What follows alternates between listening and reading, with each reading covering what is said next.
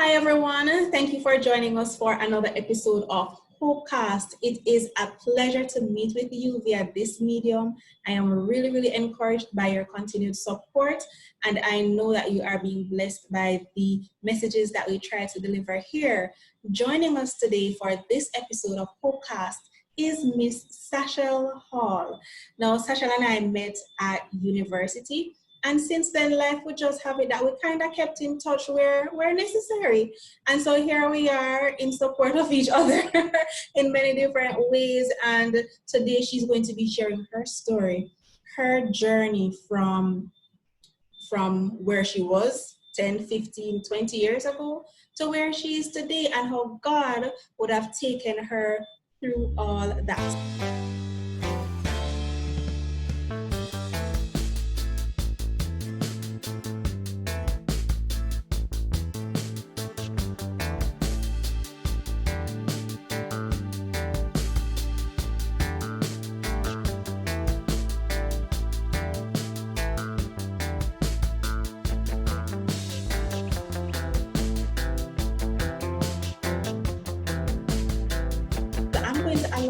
Sashell to tell us a little bit about her story, and she can begin at the moment in time when, in her view, her life changed drastically. So Sashell, first, before you even begin to tell your story, I didn't even ask you how you're doing. How are you doing? I'm good. You know, it's raining a lot and I just want to sleep. But I'm doing well. I'm happy to be here, Stacey, and thank you so much for inviting me to Hopecast. You're doing an absolutely fantastic job, and just continue to spread the hope. And I'm here to share hope tonight. Great, praise God. That's good. So you can start with telling us your story. Tell us that moment when your life changed drastically. I'm not gonna say for the better or for the worst. I don't know where your mind was at the moment, but your life changed. What happened then? Okay, I loved when you said earlier, when you said 15, 10 years ago, I'm like, geez, I'm that old, because my daughter is going to be 13 next week. Like Tuesday, she's going to be 13 on the 10th of November. And I remember just when you said 10, 15 years ago, I'm like, yo, like things happen so fast. We grow up so fast, because I got pregnant at 15. I wasn't saved, I wasn't in church, and I was far from Jesus, far from the church. And I got pregnant at 15, you know, in a very devastating situation, being pregnant at 15, you know, thinking about, you know, what my father going to say when he come from country, because my father worked out of town, and you know, he was out of town most of the time. So when I found out that I was pregnant, when it was confirmed with that pregnancy test, I was like, what am I gonna tell my father say? And I remember just sitting down and thinking about it. I remember sitting on my bed. I was 1 month at the time when I found out. It was pretty early. And I remember sitting on my bed that night, and I was like, what am I going to do? Am I going to have an abortion? Because that option was on the table. And I thought about it, and I said to myself, remembering I wasn't saved or anything, and I said to myself, well, the church people, them always say abortion is murder, and I don't want to have an abortion, and then when I get older and I want to have a child, I can't have a child.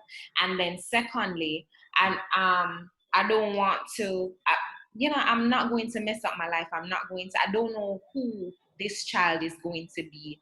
And so I made the decision. I sat down on my bed that night. I can remember it like yesterday. I sat down and I was like, you know what, God?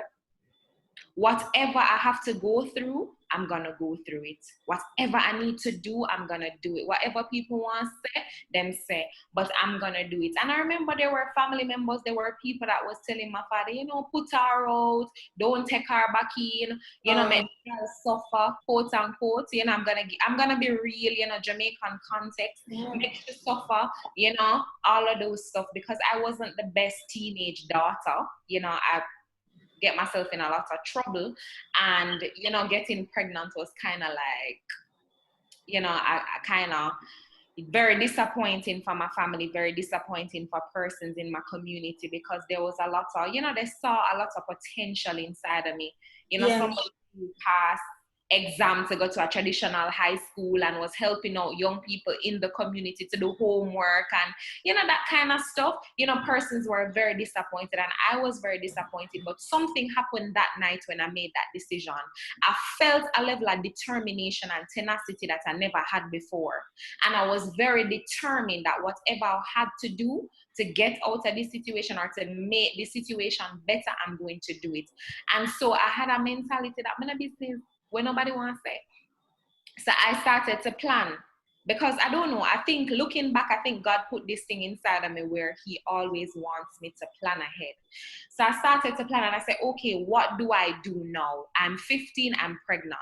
So I started to research, and I realized that Jamaica had a program, an initiative where young women who are pregnant and under the age of 18, you can attend the Women's Center of Jamaica Foundation and continue your studies until you have the child.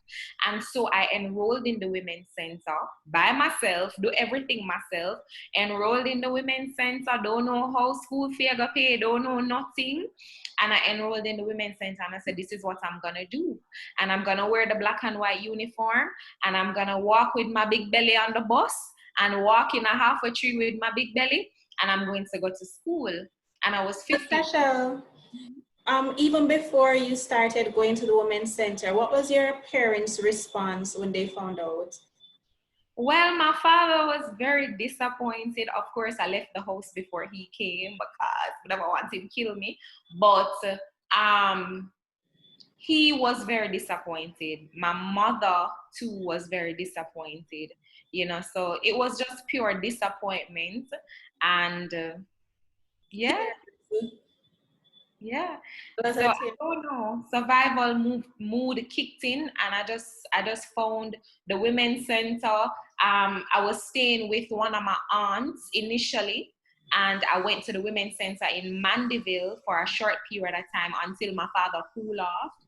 And until, my godmother spoke to him and tell him, just give her a second chance. Don't listen to what other persons are saying and kick her and whatever. And I never wanted to live with any man, Stasyan. Like, I had the option to live with my child's father because he had a house and whatever. So I had that option. But what I saw in society, in my community, where women, like, they would be with men and all they do, them just sit down and have kids for them, and them can't do nothing. Them can't, they can't further themselves. So I didn't want that for myself. So I decided, nope, I'm not living with no man. There's one thing that I think we can talk about some more. There is this culture in Jamaica where young girls are in relationships with older men, and because the girls are, let's say, of age, 15, 16, or above the age of consent, it's not considered statutory rape, even though it actually is.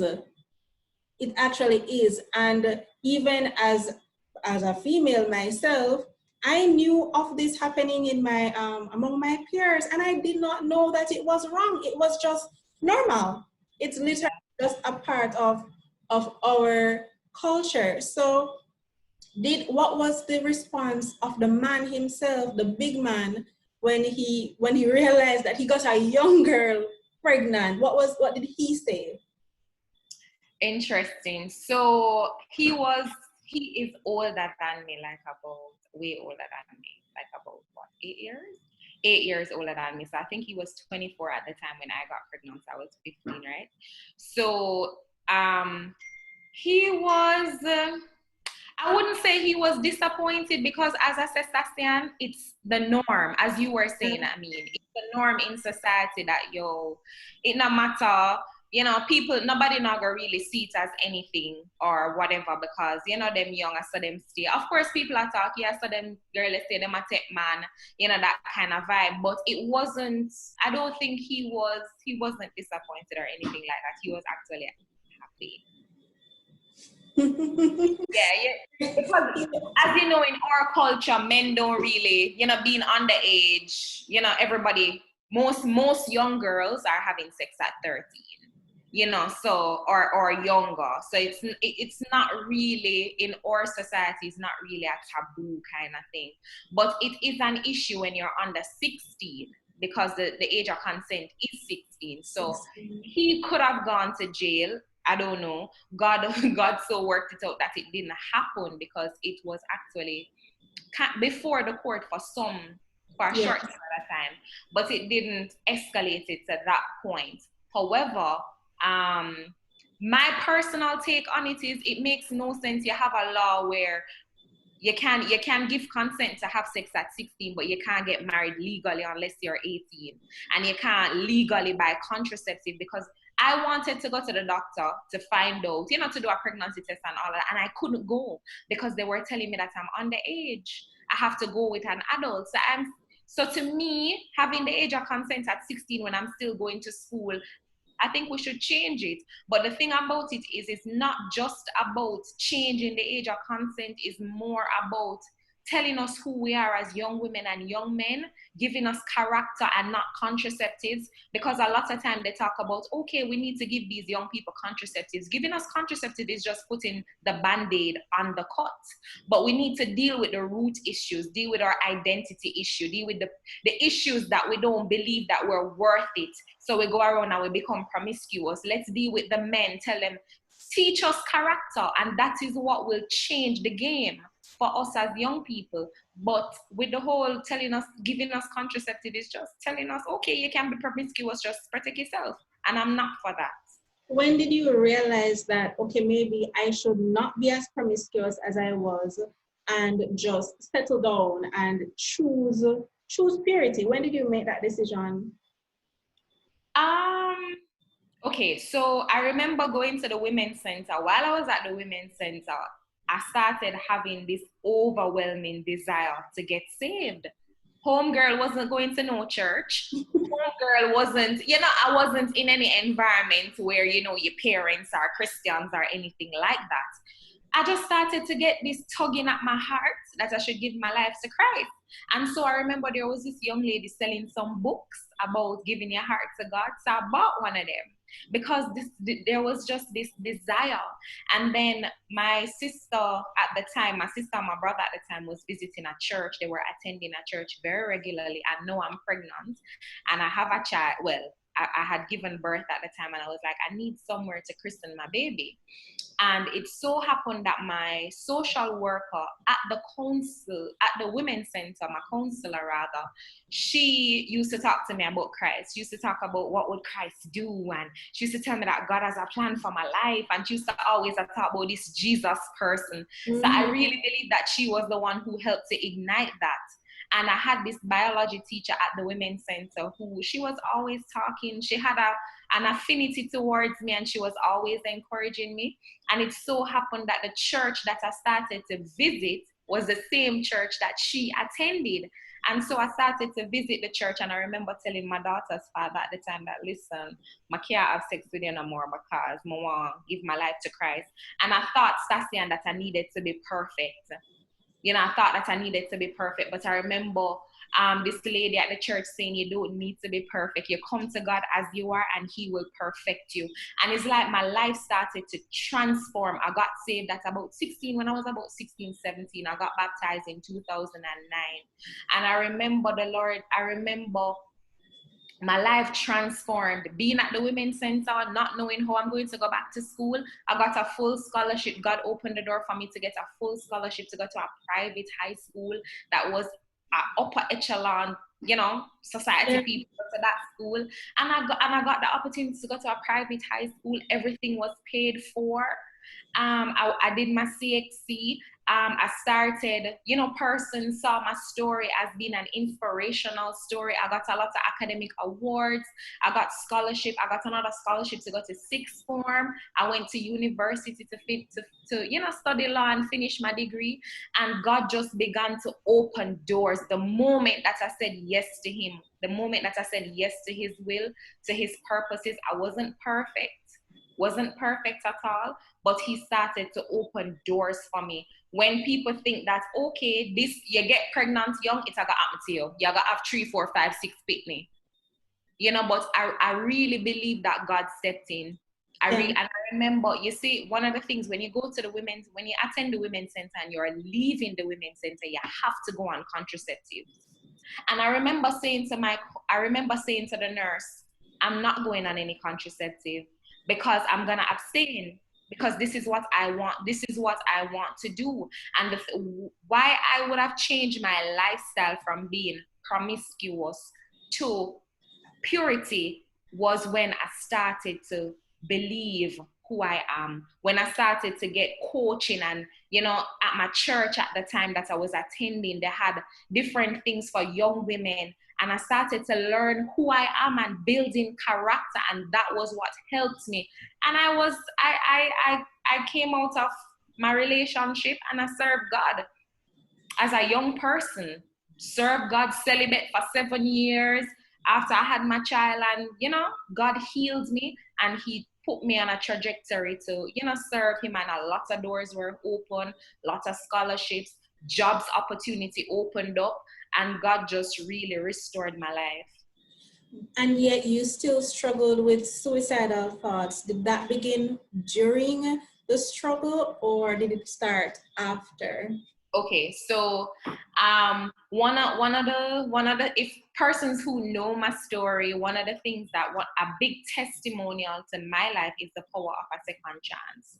And I saw that theme throughout my life. When I got pregnant at 15, God gave me a second chance at life, going back to school, putting me back on track. And even when I got all the accolades and just all the achievements, I still wasn't healed from that 15-year-old girl that got pregnant. So though I got saved, though everything started to go, looking up for me, as we would say, looking up for me, there were still things. 10 years into my Christian journey, I realized that there were still things that that wasn't healed. Because a lot of times we will believe that, okay, I got saved, but we didn't allow God to properly heal us from those things from our past. And we'll cover it up and we'll wear it as a mask. And I remember the Lord saying, Sashell, you're wearing a mask. But I was so stubborn at the time, I didn't see it. You know how we are as young people, especially when our leaders talking to us and that kind of stuff. And we can't see it for ourselves because there are things that our leaders can see in us that we can't see. And so when they were telling me about these things, I just never get it until there was a particular devastation in my life where I just started to falter in my Christian walk, where I started to just give up because God was tugging at me. My leaders always talking to me about things inside of me that needs to change, and I just couldn't understand it. I didn't understand it. I didn't understand why they kept calling me into meetings and talking to me about, being rebellious. And, I wasn't overtly rebellious. I never did a fornicate. I never did a go around and a cuss out people. But apparently it was a heart position that God was after. It was my spirit. He wanted to transform that part of me, because sometimes on the outside our lives look successful, but inside we're a mess. And so God wanted to heal me, but I didn't realize what was happening. So I thought I was a failure. I thought, okay, even though I've accomplished all of this, I got pregnant, I got saved, I'm now in the kingdom, I'm operating as a youth leader, I'm involved in everything, I'm a model to young people, God is using me to talk to young women and all of that, and I'm in a newspaper, I'm in a magazine around the Caribbean, and all of those things. But yet still, he's still using me, but yet still inside of me, I wasn't fully healed. And I wasn't yielding to the process. And the thing about it is, if you're not fully healed, then you cannot access the next level of your destiny. And so I was now stuck, never realized what was happening. And I started to get very depressed. I started to lose hope. Because I'm like, if God gave me a family like this, they accepted me, my church family, they accepted me, they helped me with my daughter in unprecedented ways that I never know the church people do. They helped me with school, with getting jobs and those kind of things. And I was like, I felt like I made them a failure. I felt like a failure because I didn't realize that it was God really coaching me.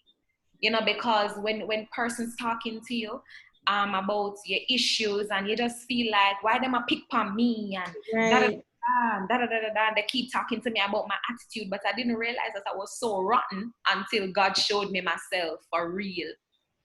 And then going through that process, I was very depressed. And so I gave up. I remember God moved me to live with a couple from my church. I had to move from my father's house. And I started living with a couple from my church, very good couple, nice people. And I lived with them for 5 years. And when I moved to live with them, I realized how rotten I was. I realized how dysfunctional when you live in a particular, family, and when you walk through certain things, you don't realize how dysfunctional you are. And then looking back, I didn't realize that God had placed me there to purify me because of what he has in store for me. But I never know.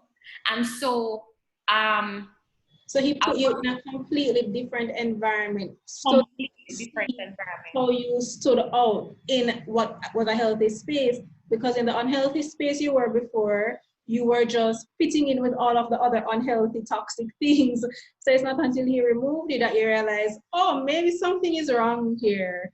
Yes, and then everybody was shocked too, because this girl who, you're in leadership positions, you're doing all of this, and whoa, me never know there's so much issues she have. Like, I had a lot of issues. I didn't know how to relate to like a father figure, to pay. My biggest issue was with authority. I couldn't submit to authority. Couldn't, Sashell. Like, I had serious submission issues, and that was my biggest issue that God had a problem with me with.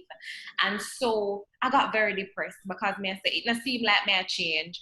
I'm just a failure. Every time people wanna talk to me, or what's about me, why every time them affair have meetings with me and all of them something. And so I gave up. And I remember, the couple said, well, you have to leave. And I had to move.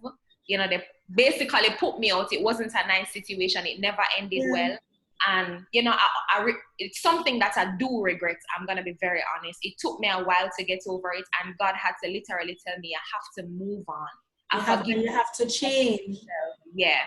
And I remember I had to move out of them house. It was very embarrassing. It happened in a very embarrassing way. And I'm like, if God placed me in an environment like that, and an environment like my church, I'm not saying it was a perfect environment, but it was a healthy environment, and they invested a lot inside of me. And I was like, if God placed me here and people, I'm not changing, then I'm just done for. And then that was when I got really depressed. And that was when I really gave up in my heart. I still love God, but I gave up in my heart. And that was when I went, long story short, I went wayward. I got involved in a very toxic relationship.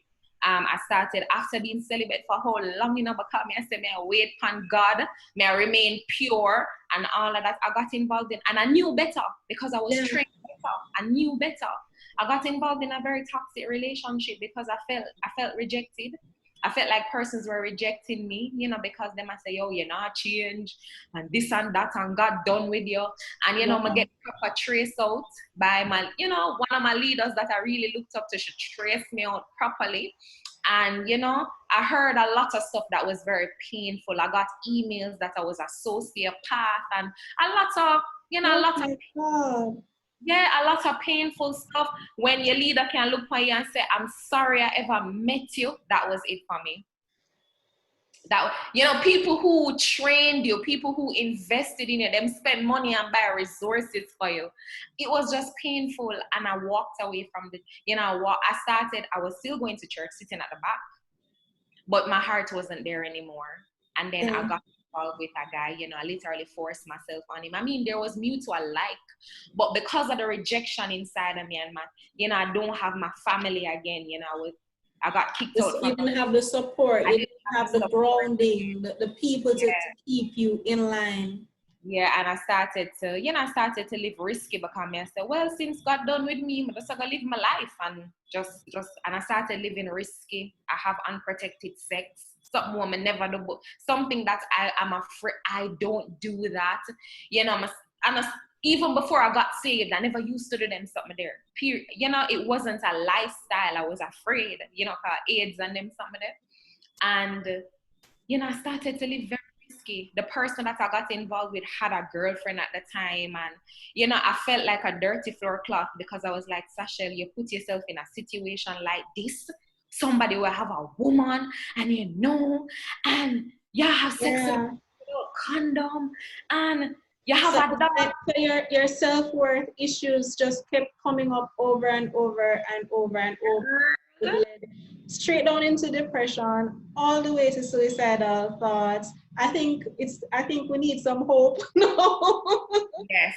And so in the midst of that, Sassion, just to fast forward the story, in the midst of that, so after, I told my pastor, long story short, that I started having sex and that kind of vibe because I did stop go church after that, and I told them what was happening, and long story short, they told me that I can't come to the church anymore, because I'm living this lifestyle, 1 foot in, 1 foot out, and Really? they can't allow that. So that made it even worse. That made it even worse for me. So I was just going hard now. And in the midst of me going hard, I gave up. All hope was lost. Not even the fact that I had a daughter was saving me. It's like, I never care. It's like, it was just it for me. It was just it. I don't know how I kept my job. I don't know how I survived. I don't know how. And I remember in the midst of that, when everybody gave up on me, when, everybody stopped talking to me, I remember God stepped in. And I didn't realize that God was still talking to me. I didn't believe it because I said, God, everybody write me off.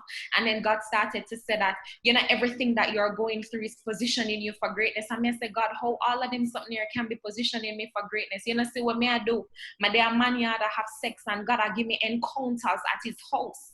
And I said, God, see what me I do? And it's like he was reaching out to me, and I couldn't believe it. And I said, but God then put me out of church. And God was like, when your father and mother forsake you, I will never forsake you. And just to cut the story short, I remember just saying to God, okay, since you're still pursuing me, then you have to help me to come out of this dungeon that I'm in. And that was when he started to give me, I was out of church station for 1 year. And Sashell, that was also submission. That was you saying, if you want me, then you do it. And that's probably the first moment you really understood submission to an authority where, okay, if you want me, then okay, you are in charge. Yeah, and God just started to do his thing, and I'm like, God, I'm struggling with this thing. I really like have sex with him. I really love him because I got so attached to him, because sex became my drug that I went to. I wanted it. I don't care. We don't need to be together. I just want it when me want it, and that's it. And God started to heal me. He started to heal me. And I can't, listeners, it didn't happen overnight. But I stayed before God, because I remember when this lady was counseling me, and she was saying, you need to stop doing what you're doing. And I remember the Lord said to me, Sashell, you just come to me and tell me what is. He said, be very transparent with me. And I started to be very transparent with God. Come here and say, since me I do all of them something, and you still pursue me. And I started to tell him, I said, I like the sex. I like it. I like him. And then when I started to be open with God, that's when he started to heal me. When I started to unmask and take off the mask and show God who, and really accept myself for where I am and who I am and what and where I'm at, that's when he started to heal me. And it never happened overnight. It took a while. It took a while, Stasyan, and God restored me. And he said, okay, I want you to go back to church now. And he opened the door for me to go to another church. And it has just been fantastic. The other day I was crying and I was saying, God, I never knew that I would have been here in 2020 at this spiritual location.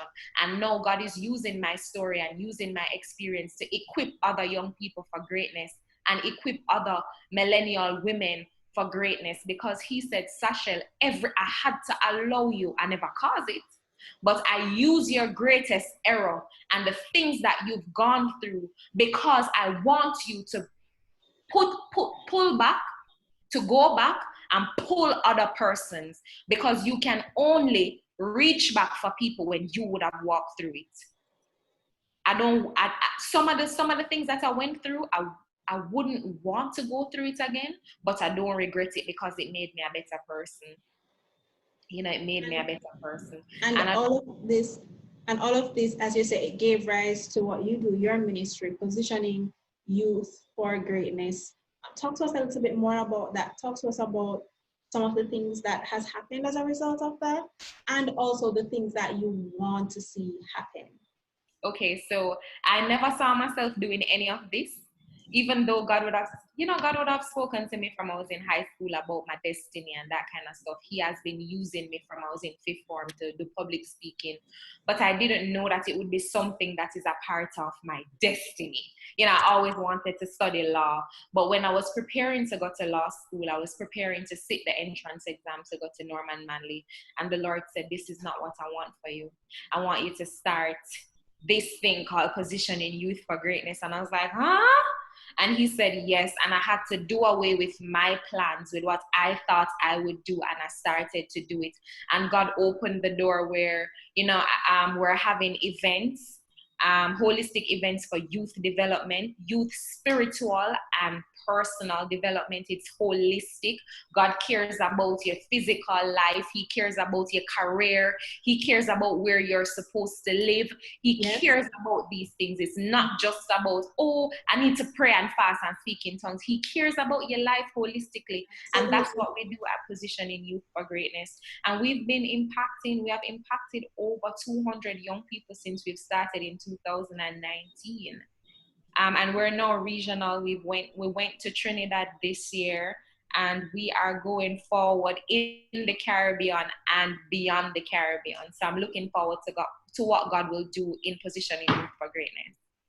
Absolutely. Sashell, thank you so much for sitting with us for Hopecast, where we hear extraordinary stories from the lives of what look like just ordinary people. We're just ordinary people with extraordinary stories. I pray that for whoever has been listening, that they've been blessed by your story. But if there's a person now that feels like they're at their lowest, they're at their rock bottom, they are struggling with suicidal thoughts, they have a plan of action about how to kill themselves, they know what they're going to do, they're setting it up, they've bought the poison, the rope, the gun, whatever it may be, what would you say to that person?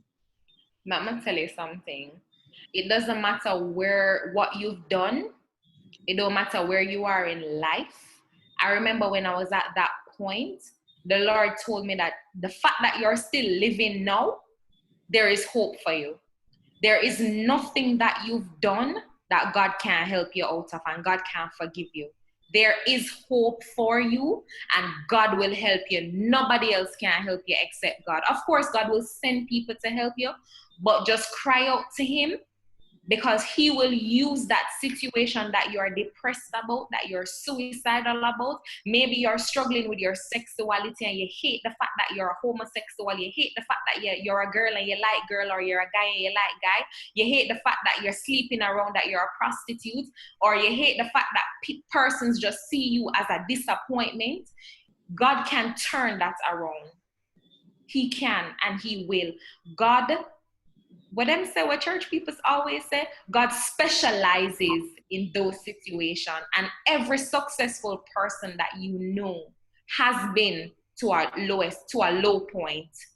And so you can build back from this. You can build back from the rock bottom. You can build back from rock bottom. So I just want to encourage you in the Lord, and I pray strength even now to persons who are listening. I pray strength, God's strength to you. And I pray that God will send destiny help us. He definitely will. Just cry out to Him. That's all He wants you to do. And the only place from down is up. You can really come up. So thank you so much, Sashell, for being with us. Thanks to everyone for watching, for listening, for tuning in. I appreciate you all. I love you for watching. You can continue to look out for these extraordinary stories from the lives of ordinary people. And whenever Sashell has her events, you can check them out. I'll put the link to her Instagram. That way you'll be able to find out all the events that happen through Positioning Youth for Greatness, through the Millennial Women. What's it, Sashell? The Millennial Women Inc. and the PYFG Academy. There you go. Absolutely. So thanks again, everyone. I love you for watching. Enjoy your day, evening, morning, whatsoever it is, whatsoever time it is that you are hearing this. Bye. Bye.